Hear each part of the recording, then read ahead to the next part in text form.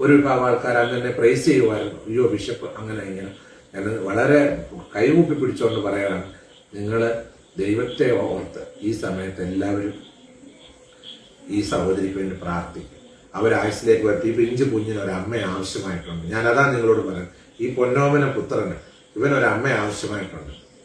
അത് നിങ്ങൾ ഓർക്കണം. ആ കുഞ്ഞിനെ അവനെ നല്ല രീതിയിൽ അവനിപ്പോൾ 6 വയസ്സേ ഉള്ളൂ പ്രായം. അവനെ പൊന്നോമന പോലെ വളർത്തിക്കൊണ്ട് വന്ന് അവനെ ഒരു കരകെത്തിക്കാൻ അമ്മ ആവശ്യമുണ്ട്. അതുപോലെ തന്നെ നിങ്ങൾക്കറിയാമല്ലോ രാഹുൽ ദാസ് എന്ന് പറയുന്ന കിച്ചുവിന് അവന് ഒരു വളർത്തമ്മയുടെ ആവശ്യമുണ്ടെങ്കിൽ തീർച്ചയായിട്ടും അവനും ഈ കുഞ്ഞിന് വേണ്ടി ഈ അമ്മയ്ക്ക് വേണ്ടി പ്രാർത്ഥിക്കും എന്ന് എനിക്ക് നല്ല ഉറപ്പുണ്ട്. അതുകൊണ്ട് അത് കുടുംബമായിട്ട് അവരെല്ലാവരും ഐക്യതയോട് സ്നേഹത്തോട് തന്നെ മുൻപോട്ട് പോകട്ടെ. അതാണ് എൻ്റെയും പ്രാർത്ഥന, എൻ്റെ ആഗ്രഹം. ആരൊക്കെയോ പറഞ്ഞു ഒരു കുടുംബത്തിൽ പ്രശ്നം ഉണ്ടാകുമ്പോൾ അവരെ യോജിപ്പിക്കാനാണ് നോക്കേണ്ടത്, മറിച്ച് ബിഷപ്പ് അവിടെ ചെന്ന് കുത്തിത്തിരിപ്പുണ്ടാക്കിയതാണ്. ഞാൻ ഒരിക്കൽ ഇന്ന് പ്രാർത്ഥിച്ചപ്പോൾ ഈ വീട്ടിൽ ഇവർ കുടുംബ പ്രാർത്ഥനയിലും അവരെന്നും ഈ രാഹുൽ ദാസ് എന്നവനെ കിച്ചുവിന് വേണ്ടി ഒരു പേര് പറഞ്ഞ് പ്രാർത്ഥിക്കും. ഞാൻ എപ്പോഴും കുടുംബ പ്രാർത്ഥനയ്ക്ക് ഇവിടെ വന്നാലും ഇവിടുത്തെ മാതാപിതാക്കളും ഇവര് പേര് പറഞ്ഞ് ആ പൈതലിന് വേണ്ടി പ്രാർത്ഥിക്കുന്നത് ഞാൻ കേട്ടിട്ടുണ്ട്. അതുകൊണ്ട് കുടുംബത്തെ കുത്തിത്തിരിക്കാൻ ഞങ്ങൾ ആരും ആഗ്രഹിച്ചിട്ടില്ല. സോഷ്യൽ മീഡിയയിലെ ഒരു വിഭാഗം സഹോദരങ്ങൾ ഇതിനെ ഒരു കണ്ടന്റ് ആക്കി എടുത്തു വെച്ച് നിങ്ങൾ ഭയങ്കരമായ രീതിയിൽ വീഡിയോ ഇട്ട് ഇങ്ങനെ നിങ്ങൾ രാവിലെ എൻ്റെ ഒരു ഫോട്ടോ എടുക്കും, സിസ്റ്റർ രേണുവിൻ്റെ ഒരു ഫോട്ടോ എടുക്കും, ആരുടെയെങ്കിലും മറ്റ് 2-3 ഫോട്ടോ എടുത്തിട്ട് നിങ്ങൾ ഒന്നിൽ കാറിനകത്തിരുന്നു, അല്ലെങ്കിൽ റൂമിനകത്തിരുന്നു, അല്ലെങ്കിൽ ഏതെങ്കിലും ഒരു പൊതുവായ സ്ഥലത്ത് നിന്നുകൊണ്ട് ശക്തമായ രീതിയിൽ വിമർശനത്തോടുകൂടി വീഡിയോകൾ ഇടുകയാണ്. Welcome back to my YouTube channel. തീരെ വയ്യ, ഞാൻ ഐസിയിൽ നിന്ന് വന്നിട്ട് എഴുന്നേറ്റിട്ടില്ല. കിടപ്പ് തന്നെയാണ്, ഛർദിൽ കിടപ്പ് തന്നെയാണ്. തിരുമേനി എനിക്ക് വേണ്ടി ഇവിടെ വന്ന് പ്രാർത്ഥിച്ചായിരുന്നു. ഞാൻ എന്നിട്ട് പോയില്ല, വയ്യാതെ കിടപ്പാണ്. അപ്പോൾ ബാക്കി കാര്യങ്ങളൊക്കെ ചേച്ചിയും തിരുമേനിയും നിങ്ങളെ എൻ്റെ യൂട്യൂബ് ചാനലിൽ കൂടെ അറിയിക്കുന്നതായിരിക്കും. എൻ്റെ ചാനൽ ലൈക്ക് ചെയ്യുക, ഷെയർ ചെയ്യുക, സപ്പോർട്ട് ചെയ്യുക, സബ്സ്ക്രൈബ് ചെയ്യുക. എനിക്ക് വ്യൂസ് ആവും, അങ്ങനെ ചികിത്സക്കുള്ള പണമൊക്കെ കണ്ടെത്താം. ഇപ്പോൾ ഇവിടെ സന്ധ്യാപ്രാർത്ഥനയ്ക്ക് തിരുമേനി ഇവിടെ വന്നു. പപ്പ ക്ഷണിച്ച് തിരുമേനി ഇവിടെ എത്തി വന്നിട്ടുണ്ട്. ഞങ്ങളെ പ്രാർത്ഥനയിൽ ചേർത്ത് പിടിക്കാനും പ്രാർത്ഥനയിൽ ഞങ്ങളെ ധൈര്യപ്പെടുത്താനും തിരുമേനി ഞങ്ങളെ ഒരുപാട് സഹായിക്കുന്നുണ്ട്. കാരണം ഈ ഒരു സാഹചര്യത്തിൽ ഞങ്ങളുടെ വീട്ടിലെ സാഹചര്യം എല്ലാവർക്കും അറിയാമല്ലോ. ഈ ഒരു സാഹചര്യത്തിൽ ഞങ്ങൾക്ക് ഏറ്റവും കൂടുതൽ വേണ്ടത് പ്രാർത്ഥനയിൽ കൂടെയുള്ള ധൈര്യവും പ്രാർത്ഥനയിൽ ഞങ്ങളെ ചേർത്ത് പിടിക്കാൻ മനസ്സുള്ളവരെയുമാണ്. അത് ഇത്രയും വയ്യാത്തൊരവസ്ഥയിൽ അദ്ദേഹം അത് ഭംഗിയായിട്ട് ചെയ്യുന്നുണ്ട്. ഞങ്ങൾക്ക് വേണ്ടി ഏതൊരു അവസരത്തിലാണെങ്കിലും ഞങ്ങൾ ക്ഷണിക്കുമ്പോൾ ഞങ്ങൾക്ക് വേണ്ടി തിരുമേനിയുടെ കൂടെയുള്ളവരും വന്ന് പ്രാർത്ഥിക്കുന്നുണ്ട്. അത് തന്നെയാണ് ഞങ്ങൾക്കിപ്പോൾ ഏറ്റവും വലിയ ധൈര്യം. അനേകായിരം പേരുടെ പ്രാർത്ഥനകൾ മാത്രമാണ് ഞങ്ങൾക്കിപ്പോൾ ആവശ്യം. അദ്ദേഹം ഞങ്ങളെ ഈ പ്രാർത്ഥനയിലൂടെ ഞങ്ങളെ സഹായിക്കുന്നു, ധൈര്യപ്പെടുത്തുന്നു. ആ ഒരു കാരണം കൊണ്ട് മാത്രം ഇപ്പോൾ ഒരുപാട് സൈബർ ബുള്ളിങ്ങും മാനസികമായ വിഷമങ്ങൾ നേരിട്ടുകൊണ്ടിരിക്കുന്നു. അതിൻ്റെ കാരണം എന്താണെന്ന് ഇപ്പോഴും മനസ്സിലാകുന്നില്ല. രേണുവിനെ ആര് ചേർത്ത് പിടിക്കുന്നു, ആരാശ്വസിപ്പിക്കുന്നു, അവരെ എല്ലാം എന്തിനാണ് ഇങ്ങനെ ഈ ചില ബ്ലോഗേഴ്സ് തെളിഞ്ഞു പിടിച്ചിങ്ങനെ ദ്രോഹിച്ചുകൊണ്ടിരിക്കുന്നതെന്ന് ഇപ്പോഴും ഞങ്ങൾക്ക് മനസ്സിലാകുന്നില്ല. നിങ്ങൾ എന്തിനാണ് രേണുവിനെ ഇതുപോലെ ദ്രോഹിക്കുന്നു? അവൾക്ക് വേണ്ടി പ്രാർത്ഥിക്കുന്നവരെയും അവളെ ചേർത്ത് പിടിക്കുന്നവരെയും നിങ്ങൾ ഇനിയെങ്കിലും ഒന്ന് വെറുതെ വിടാൻ നിങ്ങൾക്ക് ഒരു മനസ്സുമില്ലേ എന്നാണ് ഞാൻ ഇപ്പോൾ ചോദിക്കുന്നത്. കാരണം അതുപോലെ ഞങ്ങളും അനുഭവിക്കുന്നുണ്ട്. നമ്മളെ സഹായിക്കുന്നവരും ചേർത്ത് പിടിക്കുന്നവരും ആ ഒരു കാരണം കൊണ്ട് ഒരുപാട് വേദനിച്ചുകൊണ്ടിരിക്കുന്നു. എല്ലാവർക്കും എൻ്റെ സ്നേഹവന്ദനം. ഇന്ന് വൈകിട്ടത്തെ കുടുംബ പ്രാർത്ഥനയ്ക്കായിട്ട് പ്രിയപ്പെട്ട ദാനച്ചായൻ എന്നെ വീട്ടിൽ വന്ന് ക്ഷണിച്ചു. കാരണം രേണുവിന് അല്പമായിട്ടുള്ള ക്ഷീണാവസ്ഥയുണ്ടെന്ന് എന്നോട് ദാനച്ചായനും കുഞ്ഞുമാമ എന്നെ വന്ന് പറഞ്ഞു. അപ്പോൾ സന്ധ്യയ്ക്ക് കുടുംബ പ്രാർത്ഥനയ്ക്കായിട്ട് വരണമെന്ന് എന്നോട് പറഞ്ഞു. ഞാൻ സന്തോഷത്തോടെ ഇവിടെ വരികയും ഒരുമിച്ച് കുടുംബ പ്രാർത്ഥനയ്ക്കായിട്ട് അവരോടൊപ്പം കുടുംബമായിട്ട് ഇവിടെ ആയിരിക്കുവാൻ ദൈവം തന്ന കൃപകൾക്കായിട്ട് ഞാൻ ദൈവത്തെ സ്തുതിക്കുകയും ദൈവത്തെ മഹത്വപ്പെടുത്തുകയും ചെയ്യുന്നു. പ്രത്യേകമായിട്ട് ഞാൻ ആഗ്രഹിക്കുന്ന കാര്യം എന്ന് വെച്ച് കഴിഞ്ഞാൽ ഒരു മനുഷ്യര് വേദനിക്കുമ്പോഴും ദുഃഖിക്കുമ്പോഴും സങ്കടപ്പെടുമ്പോഴും നമ്മൾ അവരോടൊപ്പം നിൽക്കുക എന്നുള്ളതാണ് ഞാൻ എപ്പോഴും എൻ്റെ ജീവിതത്തിൽ ഞാൻ ആഗ്രഹിക്കുന്ന കാര്യം. ഈ സന്ദർഭത്തിൽ അവരുടെ ഈ പ്രയാസ സമയത്ത് അവരെ ഒരു വിഭാഗം ആൾക്കാർ തീർച്ചയായിട്ടും അവരെ പ്രാർത്ഥനയിൽ ചേർത്ത് നിർത്തുന്നുണ്ട്. ലോകത്തിൻ്റെ പല ഭാഗങ്ങളിൽ അനേക രാജ്യങ്ങളിൽ ഇരിക്കുന്ന ഒരു വിഭാഗം പ്രിയപ്പെട്ടവര് അവർക്ക് വേണ്ടി പ്രാർത്ഥിക്കുന്നു, നേർച്ച കാഴ്ചകൾ അർപ്പിക്കുന്നു, അവരെ വിളിച്ച് അവരുടെ ക്ഷേമാന്വേഷണങ്ങൾ തിരക്കുന്നു. അങ്ങനെ ഒരു വിഭാഗം ആൾക്കാരുണ്ട്. എന്നാലും മറൊരു വിഭാഗം ചിന്തിക്കുകയാണെങ്കിൽ തീർച്ചയായിട്ടും ഇപ്പോഴും ഭയങ്കരമായ രീതിയിൽ സൈബർ ബുള്ളിങ് ചെയ്യുന്നതായിട്ട് കാണുന്നു. എന്ന് വെച്ചാൽ വേറെ ഒന്നുമല്ല, അവർ ഇത് ഒരു രേണു സുധി എന്ന് പറയുന്ന ഒരു ആളിനെ കണ്ടന്റ് ആയിട്ട് ഉപയോഗിച്ച് അതിനോടൊപ്പം ബിഷപ്പ് നോബൽ ഫിലിപ്പ് ഒരു സമയത്ത് സോഷ്യൽ മീഡിയയിൽ ഞാനും രേണു സുധിയും തമ്മിൽ പലവിധമായിട്ടുള്ള പ്രയാസങ്ങൾ ഉണ്ടായിട്ടുള്ളത് എല്ലാവർക്കും അറിയാവുന്ന കാര്യമാണ്. അത് സോഷ്യൽ മീഡിയയില. പക്ഷേ മറിച്ചൊരു കാര്യം എന്നെ കേൾക്കുന്ന പ്രേക്ഷകരോടായിട്ട് ഞാൻ പറയാം, വ്യക്തിപരമായിട്ട് ഞാനോ രേണു സുധിയോ തമ്മിൽ ഒന്നും സംസാരിക്കുകയോ ഒരു വഴക്കുണ്ടാവോ വ്യക്തിപരമായിട്ട് ഞങ്ങൾ ഉണ്ടായിട്ടില്ല. സോഷ്യൽ മീഡിയ വഴി ഇങ്ങോട്ട് ചോദിച്ച ചോദ്യങ്ങൾക്ക് ഉത്തരം ഞാൻ പറഞ്ഞിട്ടുണ്ട്. രേണു സുധിയോട് ചോദിച്ച ചോദ്യങ്ങൾക്ക് രേണു സുധി ഉത്തരം പറഞ്ഞിട്ടുണ്ട്. അത് വിവിധമായിട്ടുള്ള സോഷ്യൽ മീഡിയയിൽ അതൊരു എന്താണ് പറയുക, ഒരു ചർച്ചകൾക്കും വലിയൊരു കൊടിയമായിട്ടുള്ള വലിയ ഒരു സൈബർ ബുള്ളിങ്ങിനും ഒക്കെ ഇടയായിട്ടുണ്ട്. പക്ഷെ ഇപ്പോഴും ഞാൻ പ്രത്യേകമായിട്ട് പറഞ്ഞു, ഇപ്പോഴെന്ന് വെച്ച് കഴിഞ്ഞാൽ ഈ രേണു സുധി ക്യാൻസറിന്റെ രോഗത്താൽ വളരെയധികം ഭാരപ്പെട്ടുകൊണ്ടിരിക്കുകയാണ്. പ്രിയപ്പെട്ട സഹോദരൻ 2 കീമോ കഴിഞ്ഞു. അത് കഴിഞ്ഞപ്പോൾ അതിൻ്റെ വിശ്രമത്തിലാണ്. 4-5 ദിവസത്തിൽ കൂടുതൽ കോട്ടയം മെഡിക്കൽ കോളേജിൽ അഡ്മിറ്റ് ആയിരുന്നു. പിന്നെ വീട്ടിൽ വന്നു കഴിഞ്ഞ് ഇപ്പോൾ വിശ്രമത്തിലാണ്. റൂമിൽ അവർ വിശ്രമിക്കുന്നു. കുടുംബ പ്രാർത്ഥനയ്ക്ക് വന്ന് പ്രാർത്ഥിക്കുമ്പോൾ ആ മാതാപിതാക്കൾക്കും ഈ സഹോദരിക്ക് ഈ കുഞ്ഞിനും പ്രത്യേകിച്ച് ഈ ഋതപ്പൻ എന്നെ ഇവിടെ വന്ന് കാണുമ്പോഴത്തേക്കിനും അവൻ ഓടി വന്ന് എൻ്റെ അടുത്ത് ഇങ്ങനെ വന്നിരിക്കുന്നത് കാണുമ്പോൾ തീർച്ചയായിട്ടും ഞാൻ മനസ്സിൽ എന്തെന്നില്ലാത്ത ഒരു എന്താണ് പറയുക, അതിനൊരു വാക്കുകൾ കിട്ടുന്നില്ല. അത്ര നിഷ്കളങ്കമായ ഒരു സ്നേഹം ഈ കുഞ്ഞിന് നമ്മളോട് ഓരോരുത്തരോടും ഉണ്ട്. വേറെ ഒന്നുമല്ല, അവനാണെങ്കിലും ഞാനിവിടെ വരുമ്പോൾ ഭയങ്കരമായിട്ടുള്ള ഒരു സന്തോഷമാണ് ഈ കുഞ്ഞിൽ ഞാൻ കണ്ടേക്കുന്നത്. അപ്പോൾ എനിക്ക് നിങ്ങളോട് ഓരോരുത്തരോട് പറയാൻ ഇത്രേ ഉള്ളൂ, ബലഹീനരെ താങ്ങുകയും ഏറ്റവും വേദനയിലിരിക്കുന്നവർക്ക് വേണ്ടി രോഗത്തിലിരിക്കുന്നവർക്ക് വേണ്ടി നമ്മൾ പ്രാർത്ഥിക്കുക. എന്ന് വെച്ചാൽ നമ്മൾ അവർക്ക് ചെയ്യുന്ന സാമ്പത്തികമായിട്ടുള്ള സഹായത്തെ പറ്റിയല്ല ഞാൻ നിങ്ങളോട് പറയുന്നത്.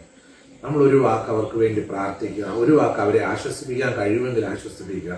നമ്മളെ കൊണ്ട് അത് അല്ലാതെ ഞാൻ നിങ്ങളോട് പറയുകയോ അങ്ങനെ നിങ്ങൾ എല്ലാം ഞങ്ങൾ അതല്ല ഞാൻ നിങ്ങൾ രേണുവിനെ സ്നേഹിക്കുന്നവരോട് എനിക്ക് പറയാനുള്ളൂ.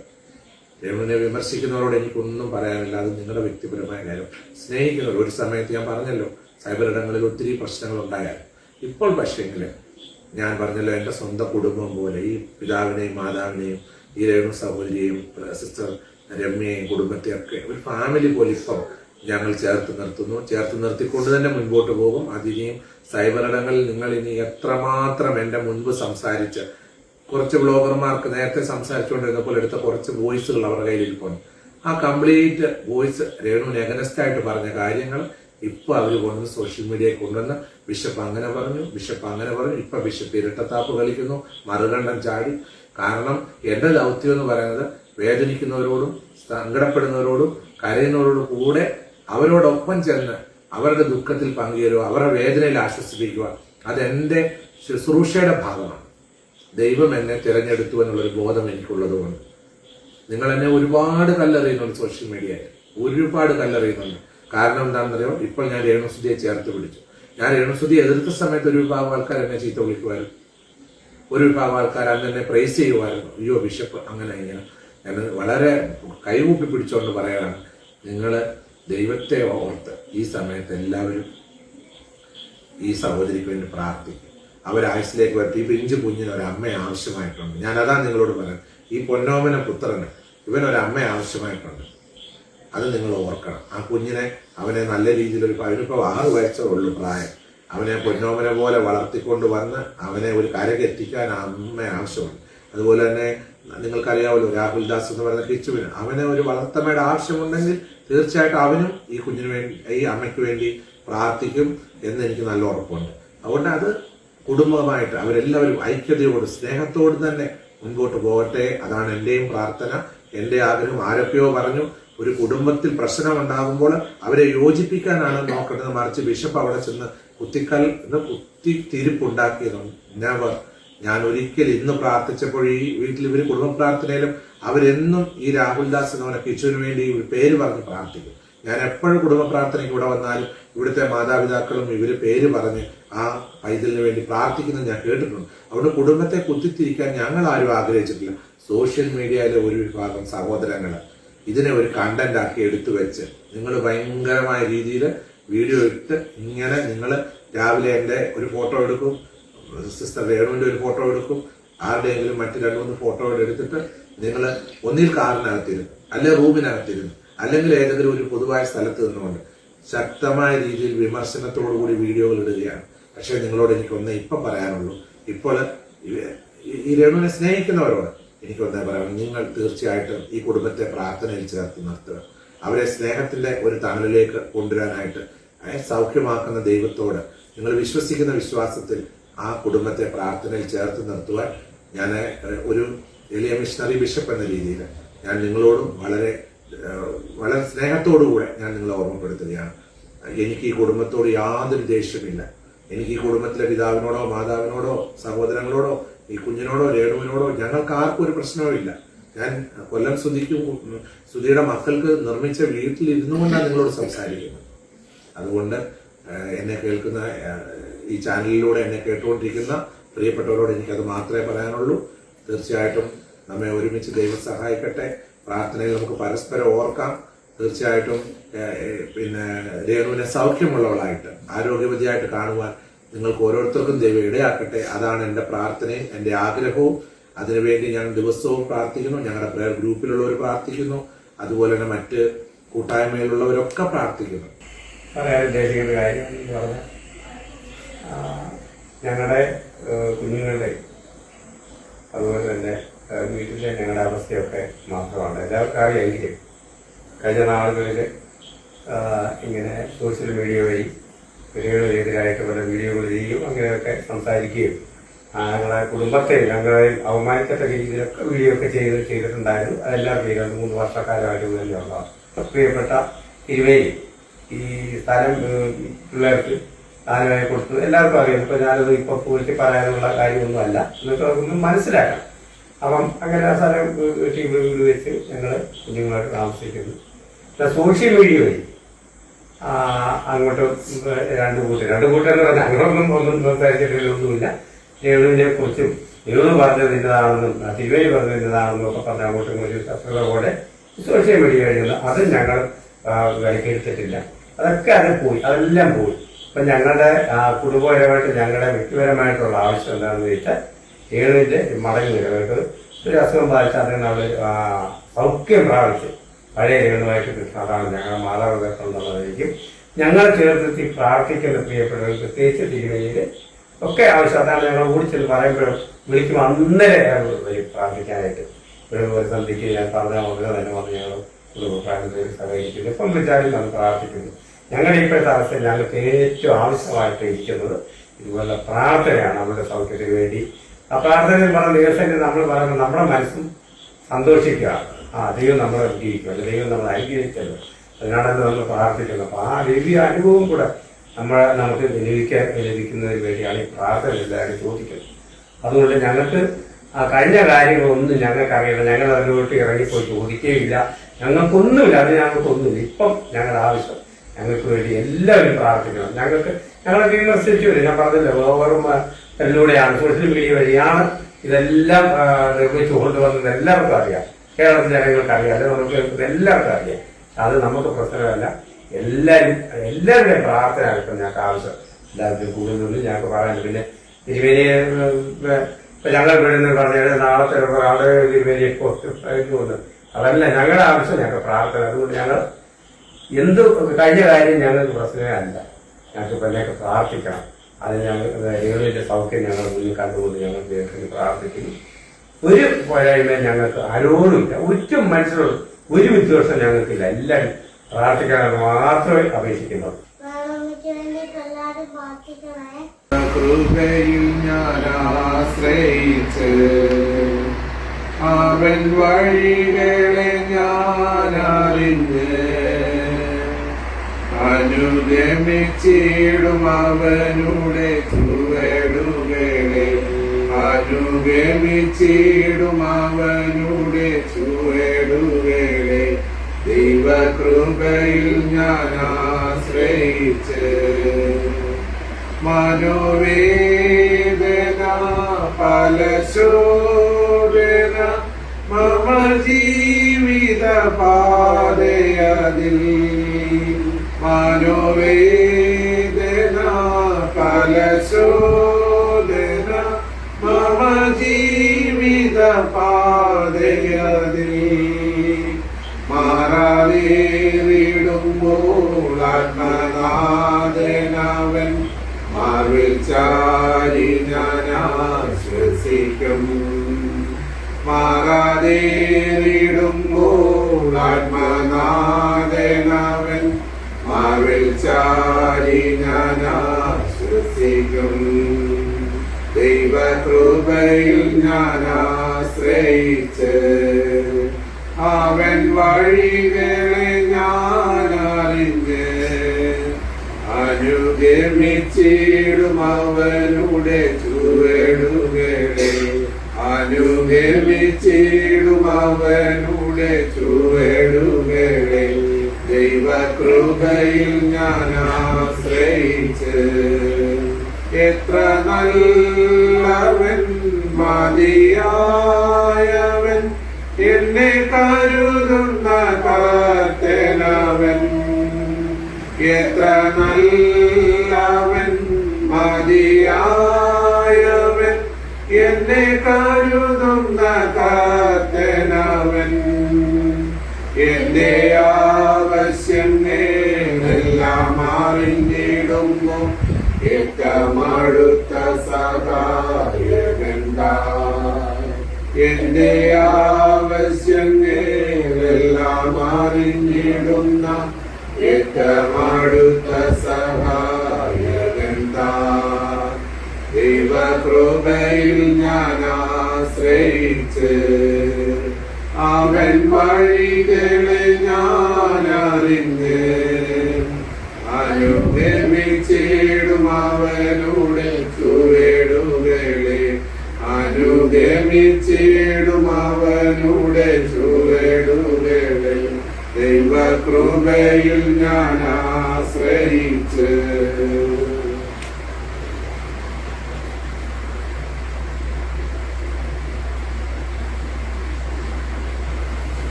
ഞാൻ എന്റെ കണ്ണ് പർവ്വതങ്ങളിലേക്ക് ഉയർത്തുന്നു.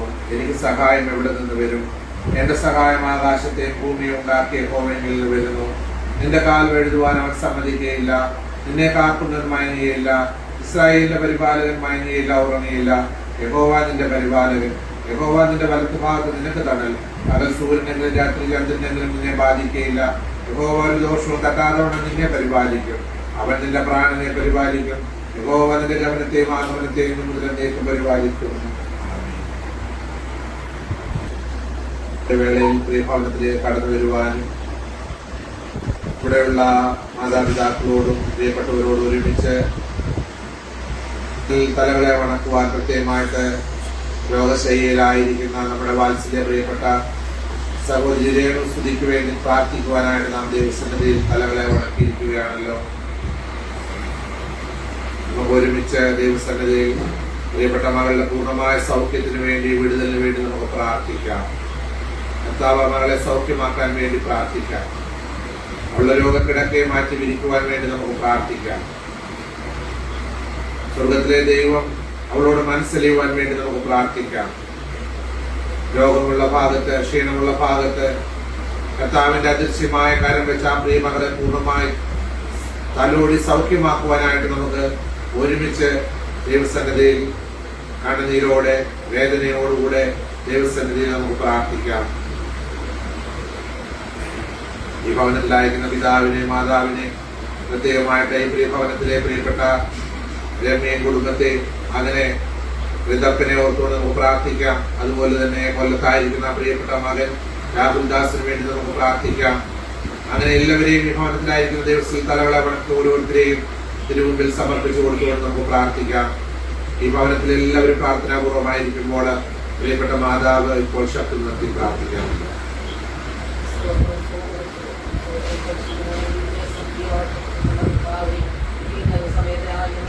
ദൈവമേ, സ്വർഗ്ഗപിതാവേ, മനോഹരമേറിയ ഈ വൈദ്യവേളക്കായി ഞങ്ങൾ കർത്താവിനെ സ്തുതിക്കുന്നു, സ്തോത്രം ചെയ്യുന്ന കർത്താവേ.